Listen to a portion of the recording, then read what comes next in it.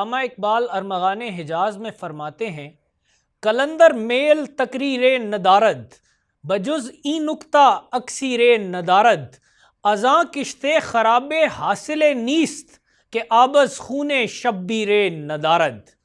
یہ کلندر تقریر کی خواہش نہیں رکھتا، اس نکتے کے سوا کوئی اکثیر مگر اس کے پاس نہیں۔ اس ویران کھیتی سے کوئی پیداوار نہیں ہوگی جسے کسی شبیر کے خون سے سیراب نہیں کیا جاتا۔ کشمیر ہے داستان شہیدوں کے خون کی، آزادی کے جنون کی، یہ ہے داستان بھارتی فاشزم کی دھوکے بازیوں کی، غداروں کی چال سازیوں کی، یہ ہے داستان عبد القدیر کی جانثاری کی، یہ ہے داستان برہان وانی کی جانبازی کی، یہ ہے داستان نہرو کی مکاری و عیاری کی، یہ ہے داستان مودی کی دہشت گردی و خونخواری کی، یہ ہے داستان عزم عالی شان کی، یہ ہے داستان کشمیر کی اور پاکستان کی۔ کشمیر وہ حسین و رانا خطہ زمین ہے جس کو بارہا بہشت بری سے تشبیہ دی گئی۔ شہنشاہ جہانگیر وادی کشمیر کے حسن و جمال سے اس قدر مبہوت ہوا کہ چلا اٹھا، اگر فردوس بر روں زمیں است، ہمیں است، ہمیں است، ہمیں است۔ اس زمین کے باشندے صدیوں سے اپنی ذہانت اور محنت کے باعث پورے برِ صغیر میں معروف چلے آتے ہیں۔ اللہ تعالیٰ کے اذن سے علامہ محمد اقبال جیسا گوہر یکتا بھی ایک کشمیری گھرانے میں پیدا ہوا۔ آج مگر یہ زمین اور اس کے باشندے محکوم ہیں، مقہور ہیں، مجہور ہیں۔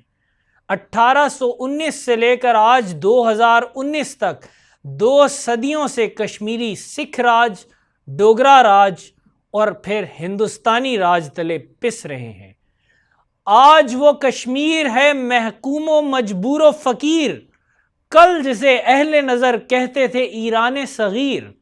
سینہ افلاک سے اٹھتی ہے آہ سوزناک، مرد حق ہوتا ہے جب مرعوب سلطان و امیر۔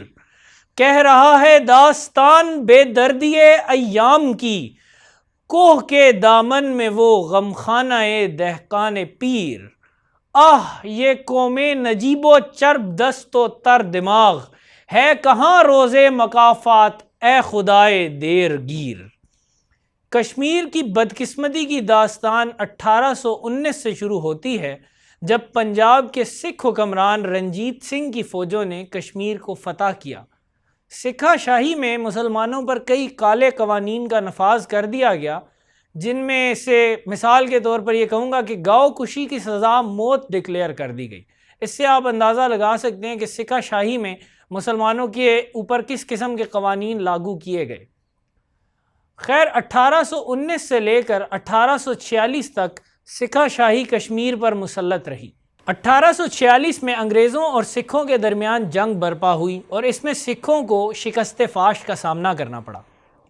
صلح کی شرائط میں ایک شرط یہ بھی تھی کہ سکھ انگریز حکومت کو 1 کروڑ روپے تاوان جنگ ادا کریں گے۔ سکھا شاہی کا خزانہ جنگ کی وجہ سے اس وقت خالی ہو چکا تھا، چنانچہ تاوان جنگ کی بجائے سکھوں نے 1 کروڑ روپے کے عوض ہزارہ ڈویژن اور کشمیر کے علاقے انگریز حکومت کے حوالے کر دیے۔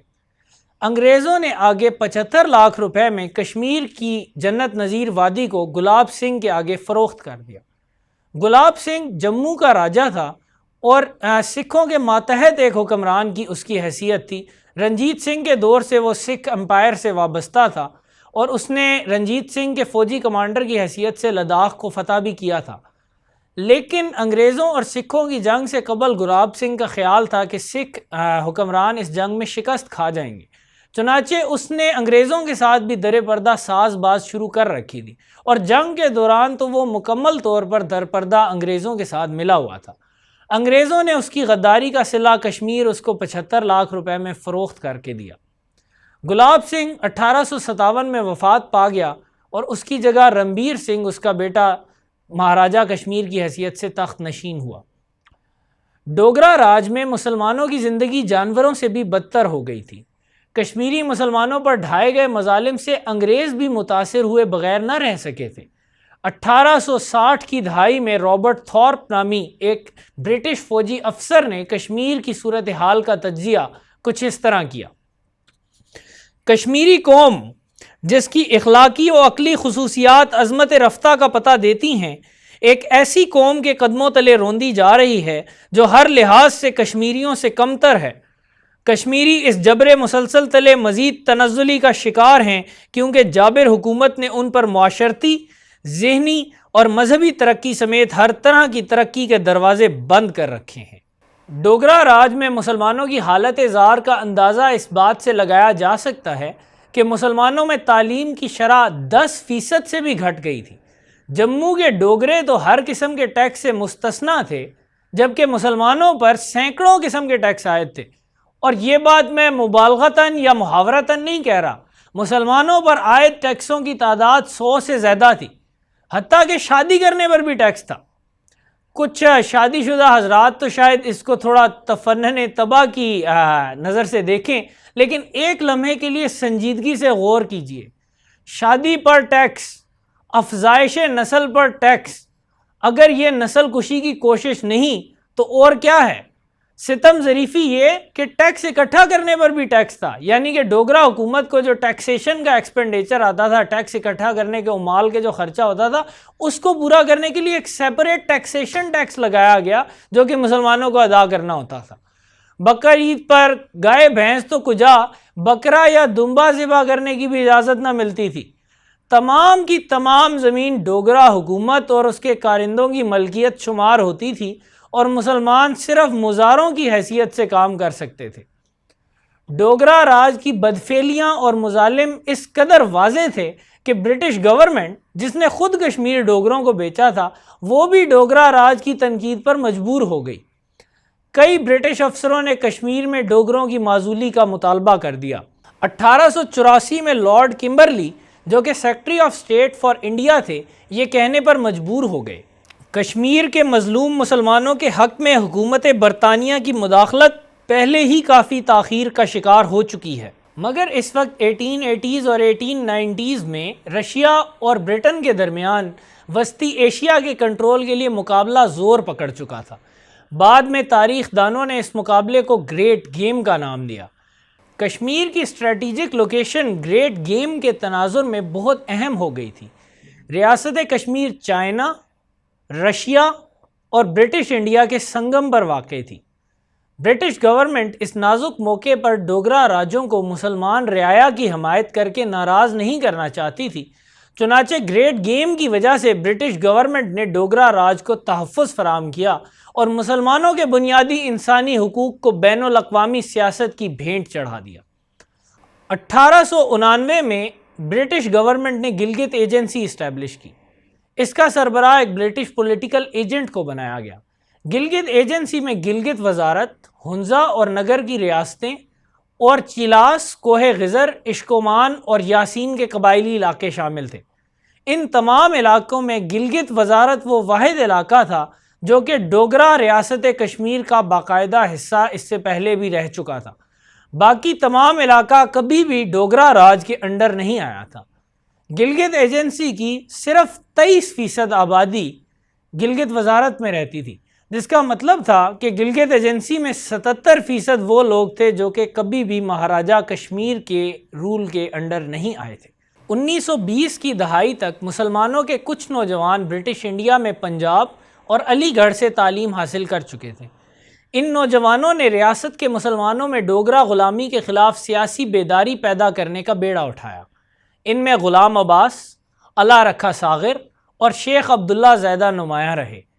اس کے علاوہ 1921 میں علامہ اقبال نے کشمیر کا دورہ کیا اور وہاں کے مسلمانوں کی زبوں حالی سے وہ بہت دل شکستہ ہوئے۔ 1921 کے بعد سے علامہ اقبال نے بھی کشمیری مسلمانوں کی سیاسی جدوجہد کی مکمل سرپرستی شروع کر دی۔ اپنی وفات تک علامہ اقبال کشمیری مسلمانوں اور برٹش گورنمنٹ کے درمیان کمیونیکیشن کا ایک اہم اور انتہائی انفلوئنشل ذریعہ بنے رہے۔ 1929 میں چودھری غلام عباس نے ینگ مینز مسلم ایسوسی ایشن آف جموں کے نام سے ایک تنظیم قائم کی۔ ظاہر میں تو یہ تنظیم سماجی تھی، مگر اس کا باطن سیاسی تھا اور اس کا مقصد مسلمانوں میں سیاسی بیداری اور آرگنائزیشن پیدا کرنا تھا۔ سماجی تنظیم کا ڈھکوسلا اس لیے بنایا گیا کیونکہ مہاراجہ کے راج میں مسلمانوں کی تمام سیاسی سرگرمیوں پر ہر قسم کی پابندی عائد تھی۔ 1931 میں ایک ایسا واقعہ ہوا جس نے جموں و کشمیر کے مسلمانوں میں سیاسی انقلابی لہر دوڑا دی۔ جموں شہر میں ایک ہندو کانسٹیبل نے برسر عام قرآن مجید کی بے حرمتی کی۔ مسلمانوں کا خون اس پر کھول اٹھا اور جموں و کشمیر کے طول و عرض میں مظاہرے اور جلسے جلوس شروع ہو گئے جن کو دبانے میں مہاراجہ کی پولیس اور فوج ناکام رہی۔ جولائی 1931 میں عبد القدیر نامی ایک شخص نے ڈوگرا راج کے خلاف انتہائی تند و تیز تقریر کر ڈالی۔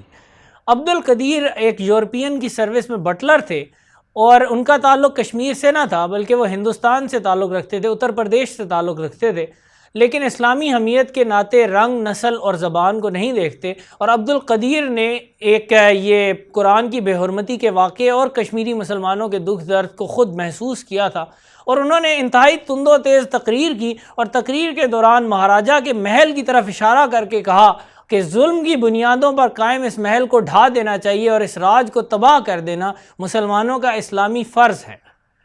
عبد القدیر کو اس تقریر کی وجہ سے فوراً اریسٹ کر لیا گیا۔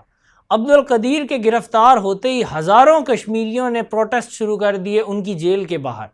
13 جولائی کو عبد القدیر کی جیل کے باہر ہزاروں کشمیریوں کا جمع غفیر جمع ہو گیا اور انہوں نے ایک پرامن مظاہرہ شروع کر دیا عبد القدیر کے حق میں ڈوگرا راج کے خلاف، اور ان کا مین مطالبہ تھا کہ عبد القدیر کو رہا کیا جائے۔ ڈوگرا راج نے اس کا جواب سنگ دلی اور بربریت سے دیا۔ ایک شخص کشمیری مسلمانوں میں سے اٹھا ظہر کی اذان دینے کے لیے، ڈوگرا سپاہی نے اس کو سنگینوں سے چھید کر شہید کر ڈالا۔ دوسرا کھڑا ہوا، اس کو بھی شہید کر ڈالا۔ یکے بعد دیگرے 21 مسلمانوں نے اس روز اپنی جان کا نذرانہ پیش کیا۔ شہدائے کشمیر کی یہ یاد آج بھی ہر سال 13 جولائی کو پابندی سے منائی جاتی ہے۔ اس واقعے کی بازگشت پورے ہندوستان میں پھیل گئی۔ پورے ہندوستان کے طول و عرض میں عموماً اور پنجاب میں خصوصاً پروٹیسٹ شروع ہو گئے۔ کشمیر میں مظاہرے پہلے سے ہی جاری تھے۔ صرف پنجاب میں تقریباً 50,000 مظاہرین کو برٹش گورنمنٹ نے اریسٹ کیا۔ اس سے آپ اندازہ لگا سکتے ہیں اس جوش و جذبے کا جو کشمیری مسلمانوں کے مصائب نے بر صغیر پاک و ہند کے دیگر مسلمانوں میں پیدا کیا تھا۔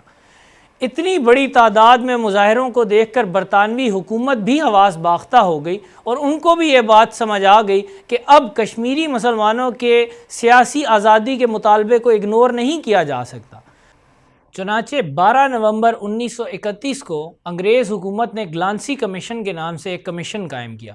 اس کمیشن کے سربراہ سر برٹرانڈ گلانسی تھے اور اس کمیشن کا مقصد ڈوگرا راج کے خلاف کشمیری مسلمانوں کی شکایات کو سننا اور ان کے ازالے کے لیے سفارشات پیش کرنا تھا۔ گلانسی کمیشن نے اپنی رپورٹ 1932 میں پیش کی۔ اس رپورٹ نے ایکنالج کیا کہ مسلمانوں کی شکایات درست اور حق و انصاف پر مبنی ہیں۔ کمیشن کی ریکمنڈیشنز کی وجہ سے مہاراجہ کو مجبوراً ایک قومی اسمبلی قائم کرنا پڑی جس کے 75 ممبران تھے اور جس کا نام پراجا سبھا رکھا گیا۔ لیکن تفنن طبع کی بات یہ ہے کہ محض اس کے 75 ممبران میں سے صرف 33 کو الیکشن کے ذریعے منتخب کیا جانا تھا اور 42 ممبران مہاراجہ نے خود نامینیٹ کرنے تھے، یعنی الیکشن سے پہلے ہی اور الیکشن کے بغیر ہی مہاراجہ کو اس اسمبلی میں ڈیسائسو اکثریت حاصل ہونا ہی تھی۔ لیکن پھر بھی گلانسی کمیشن کی وجہ سے مسلمانوں پر کچھ سیاسی آزادی کے دروازے کھلے، ان کو پولیٹیکل پارٹیز اسٹیبلش کرنے کی اجازت بھی مل گئی۔ مسلمانوں نے اپنی سیاسی آزادی کا کیا استعمال کیا، مہاراجہ کشمیر کا اس پر رسپانس کیا رہا، ان سوالات کے جوابات کو انشاءاللہ ہم اپنی اگلی قسط میں ڈسکس کریں گے۔ اب کے لیے ڈاکٹر حسان بخاری کو اجازت دیجیے۔ اللہ حافظ۔